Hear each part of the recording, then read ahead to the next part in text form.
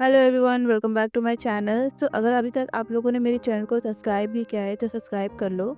और बिना किसी देरी के चलिए वीडियो करते हैं स्टार्ट। अभी तक हमने देखा कि ली बिल्डिंग से छलांग मार देता है और वो टैडी के कॉस्ट्यूम से बाहर आकर देखता है कि बिल्डिंग के चारों तरफ ज़ॉम्बीज घूम रहे होते हैं। तभी ली के सामने एक ज़ॉम्बीज गिरता है जो कि मैनेजर ऊपर से फेंक रहा होता है। तभी हम ली को देखते हैं जो कि पीछे जाने लगता है और यहाँ पर हमें योंगजू को दिखाया जाता है जो कि अभी भी इन गुंडों से भाग रही होती है। लेकिन तभी वो मेट्रो ट्रेन के अंदर चली जाती है। तभी हम देखते हैं कि ये गुंडे भी उसके पीछे अंदर आ जाते हैं। लेकिन तभी योंगजू मेट्रो के एक डिब्बे को ओपन करती है जहाँ पर बहुत सारे ज़ॉम्बीज घूम रहे होते हैं। और यहाँ पर हमें इन सोल्जर्स को भी दिखाया जाता है जो कि ज़ॉम्बीज से लड़ रहे होते हैं। और यहाँ पर इन्हू और मैनेजर इन ज़ॉम्बीज को नीचे फेंक रहे होते हैं। तभी इनको नीचे ली दिखाई देता है जिसे देखकर ये दोनों बहुत खुश हो जाते हैं। और यहाँ पर ली इन दोनों से फोन पर बात करने की कोशिश करता है और बताता है कि मैं बिल्कुल ठीक हूँ। और यहाँ पर हम ली को नीचे देखते हैं जो कि इन लोगों को नीचे लाने के लिए रास्ता ढूंढ रहा होता है। तभी उसे वही वायर दिखती है जो कि ऊपर से नीचे आ रही होती है और ये लोग पहले उस वायर को ऊपर बांध देते हैं उस किलर से। और यहाँ पर हम ली को देखते हैं जो कि उस वायर को एक ट्रक से बांध देता है।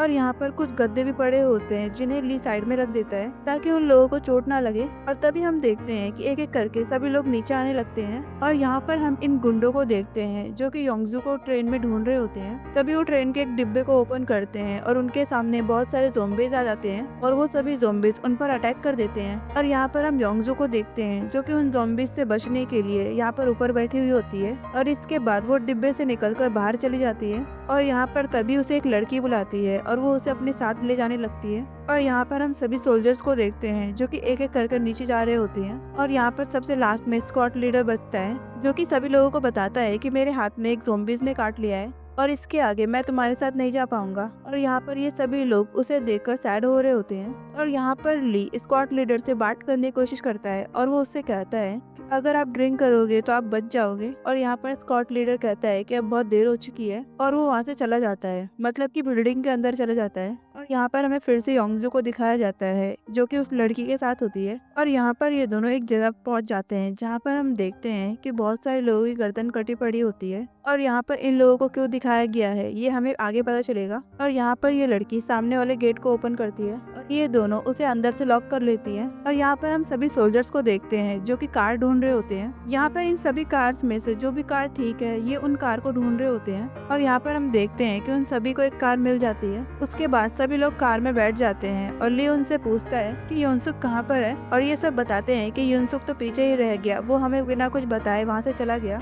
और यहाँ पर हम देखते हैं कि ये सभी लोग सुशी स्टेशन की ओर निकल जाते हैं और पीछे हम देखते हैं कि युनसुक पीछे के साइड में खड़ा हुआ होता है। और यहाँ पर हमें स्क्वाड लीडर को दिखाया जाता है जो कि पूरी तरीके से एक ज़ॉम्बीज में बदल चुका होता है, बिल्डिंग से कूद जाता है। इसके बाद हम उसे नीचे देखते हैं जहाँ पर वो ज़ॉम्बीज की तरह रेंग रहा होता है। और तभी उसके सामने योनसुक आ जाता है। और जब योनसुक स्क्वाड लीडर को देखता है तो यहाँ पर हमें एक पास का सीन दिखाया जाता है जहाँ पर हम देखते हैं कि योनसुक को स्क्वाड लीडर एक बेटे की तरह रखता था और वो योनसुक को एक बेटे की तरह ही मानता था। और यहाँ पर हमें प्रेजेंट में दिखाया जाता है कि योनसुक स्क्वाड लीडर को गोली मार देता है और इस टाइम पर योनसुक रो रहा होता है और ये यहाँ से चला जाता है। और यहाँ पर हमें योंगजू को दिखाया जाता है जो कि अपने फोन के टॉर्च को लेकर चारों तरफ घूम रही होती है। और तभी उसे एक टेलीफोन मिलता है लेकिन उसमें बैटरी नहीं होती और वो किसी और गैजेट्स की बैटरी को उसमें डाल देती है। और इसके बाद वो अपनी माँ को कॉल करके बताती है कि वो अभी ठीक है। और उसकी माँ कहती है कि तुम वहाँ पर गई क्यों। और यहाँ पर योंगजू अपनी माँ को बताती है कि वो बस टर्मिनल में है। उसकी माँ पूछती है कि तुम वहाँ पर क्यों गई थी, जिस पर योंगजू उसे बताती है कि वो ली से मिलने आई थी लेकिन यहाँ पर इतना कुछ हो गया। और तभी यहाँ पर ये लड़की आ जाती है और वो योंगजू से कहती है कि तुम जोर से चिल्ला रही हो और इसकी वजह से यहाँ पे बहुत सारे ज़ॉम्बीज आ जाएंगे। और इस लड़की की बात सुनकर योंगजू फोन को रख देती है और योंगजू उस लड़की से कहती है कि तुम अपनी फैमिली से बात कर सकती हो। और जिस पर वो लड़की कहती है कि मैं अपनी फैमिली से बाद में बात कर लूंगी। और यहाँ पर योंगजू उस लड़की के बैच पर देखती है कि उस लड़की का नाम पार्क यून है और योंगजू उससे कहती है कि तुमने मेरी जान बचाई है, मैं तुम्हारा नाम कभी नहीं भूलूंगी। और यहाँ पर हम इस लड़की को देखते हैं जो कि अलग से रिएक्शन देती है और कहती है कि हाँ वो सभी लोग मुझे पार्क यून ही कहते हैं। और यहाँ पर योंगजू भी उसे अपना नाम बताती है। और यहाँ पर हमें इन सभी लोगों को दिखाया जाता है जिनके सामने बहुत सारी कार होती है, मतलब कि उनका रास्ता बंद होता है। तभी यहाँ पर हम मैनेजर को भी देखते हैं जो कि उनसे कहता है कि मैं अपना कंट्रोल खो रहा हूँ और वो कहता है कि इससे आगे तुम सभी लोग चले जाओ और मुझे यहाँ पर छोड़ दो। जिस पर ली और इन्हू उससे कहते हैं कि आपको ड्रिंक करनी चाहिए क्योंकि जब तक आप ड्रिंक करोगे आपको कुछ नहीं होगा।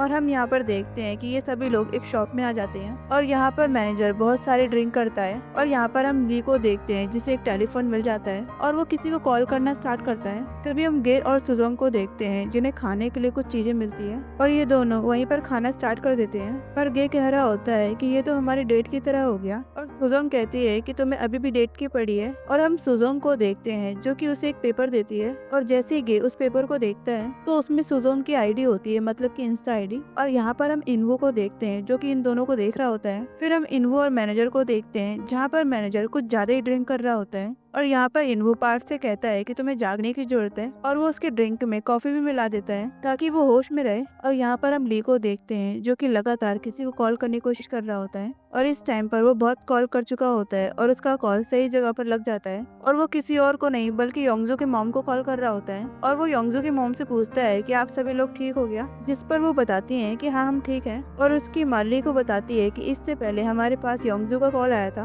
और उसने बताया है कि वो किसी बस टर्मिनल में है, जिस पर ली कहता है कि हम दोनों सही सलामत घर पर आ जाएंगे, आप घर पर ही रहना। दूसरी तरफ हम योंगजो इस लड़की को देखते हैं जो कि योंगजू से कह रही होती है कि मैं हॉल के नीचे जा रही हूँ जहाँ पर कंट्रोल रूम है और मैं वहाँ पर जाकर सभी जगह की लाइट ऑन कर दूंगी। तो योंगजू कहती है कि मैं भी तुम्हारे साथ चलूंगी, जिस पर वो लड़की कहती है कि मैं अकेले ही जा रही हूँ, तुम यहाँ पर रहो। और हम देखते हैं कि ये लड़की वहाँ से चली जाती है और दूसरी तरफ हम ली को देखते हैं जो कि इन सभी लोगों से कहता है कि मैं तुम्हारे साथ नहीं जा रहा हूँ और वो कहता है कि हमें अपनी अपनी फैमिलीज के पास जाना चाहिए और उन्हें प्रोटेक्ट करना चाहिए। फिर हम ली को स्कूटर पर देखते हैं जो कि उसे लेकर टर्मिनल की ओर पहुंच जाता है और जहाँ टर्मिनल में जाके उसे बहुत सारे ज़ॉम्बीज मिलते हैं और वो उन्हें मारता है। फिर ली एक जगह पर पहुंच जाता है जहाँ पर रास्ता बंद होता है और उसके दूसरे साइड बहुत सारे ज़ॉम्बीज होते हैं। उसके बाद हम ली को देखते हैं जो कि जोर जोर से योंगजू का नाम चिल्ला रहा होता है और यहाँ पर हम योंगजू को देखते हैं जो कि ली की आवाज सुन लेती है और वो भी ली का नाम चिल्लाने लगती है और वो जहाँ पर थी वहाँ से निकलकर बाहर आ जाती है और वो दोनों एक दूसरे की ओर बढ़ने लगते हैं। तभी हम योंगजू को देखते हैं जिसे ली दिख रहा होता है लेकिन वो आदमी ली नहीं होता है और जैसे ही वो योंगजू के पास आता है योंगजू को पता चलता है कि वो आदमी एक ज़ॉम्बी है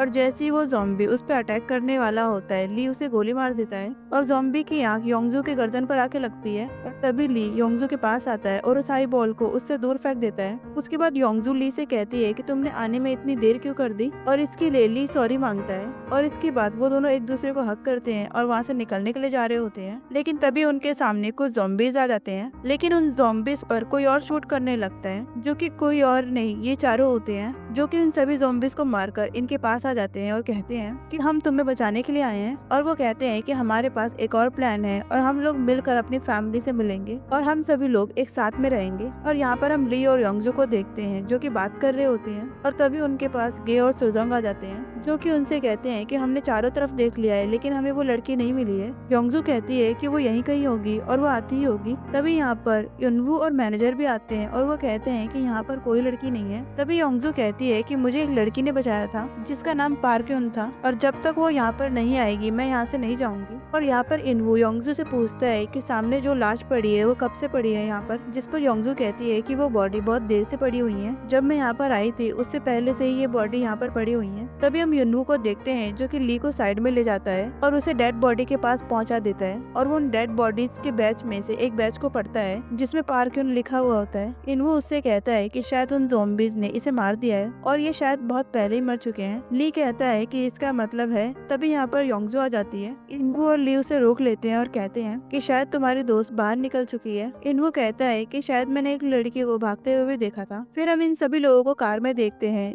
जो कि सिटी में से निकल रहे होते हैं और यहाँ पर ये सभी लोग ज़ॉम्बीज को देखते हुए जा रहे होते हैं और यहाँ पर चारों तरफ का सीन बहुत भयानक होता है। तभी यहाँ पर हम योंगजू को देखते हैं जो कि ली को वही कैसेट देती है जिसमें उस सिंगर का सिग्नेचर भी होता है और ये वही सिंगर होता है जो कि योंगजू को मेट्रो स्टेशन पर मिला था, मतलब अंदर जहाँ वो गिटार बजा रहा था। और ये देखकर ली बहुत खुश हो जाता है और इसे सभी लोगों को दिखाने लगता है। इसके बाद वो सभी लोग हान रिवर पर पहुंच जाते हैं जहाँ पर वो सभी लोग उतरते हैं और यहाँ पर ये सभी लोग चारों तरफ का नजारा देखते हैं और यहाँ पर ली और योंगजू भी होते हैं और योंगजू ली से कहती है कि अब तुम मुझसे ब्रेकअप तो नहीं करोगे ना, जिस पर ली कहता है कि ब्रेकअप करने का कोई ऑप्शन ही नहीं है क्योंकि ना तो अब मेरी जॉब रही है और ना कुछ बचा है। तो सभी लोग फिर से कार में बैठकर वहाँ से निकल जाते हैं और यहाँ पर हम उन सभी लोगों को स्माइल करते हुए देखते हैं। सो गाइस, न्यूटोपिया का सीजन 1 यहीं पर खत्म होता है। अगर आपको वीडियोस पसंद आ रही हो तो लाइक शेयर कमेंट जरूर करें और हम मिलते हैं एक नए ड्रामा एक्सप्लेनेशन के साथ। Thank you.